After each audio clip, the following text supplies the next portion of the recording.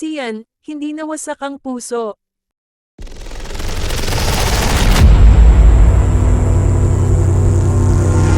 Halatang iwas na mapag-usapan ang kamakailan lang na pag-amin officially ni Sian Lim at Kim Chiu na break na sila.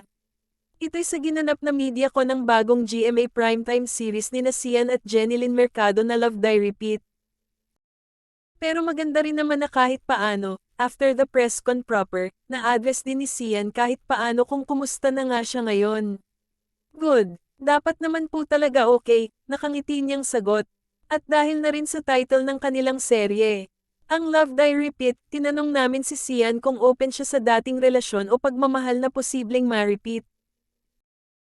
Sabi naman niya, in life, everything happens for a reason.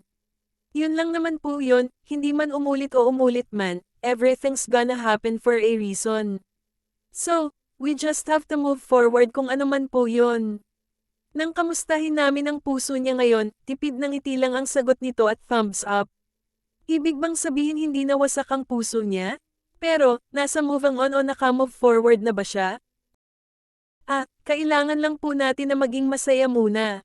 Unahin muna natin ang sarili natin. At sa tanong kung masaya ba siya ngayon?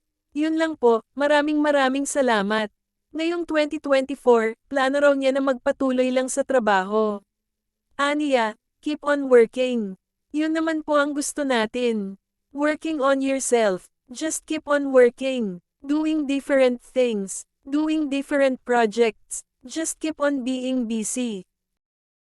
Sa isang banda, ang Love Die Repeat ay naumpisahan ni Sian at Jenilyn na hinto lang ito dahil nabuntis ang aktres.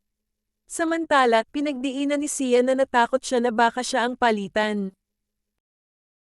Sabi kasi ng aktor, totoo naman po, ako ang natatakot na baka ako ang palitan ni MS, Jenilyn. Kasi naman po, pero, while waiting naman po, she gave us a date. Jenilyn gave us a date when she will come back and I got to accept din naman po different projects while Jenilyn was resting and taking care of her baby.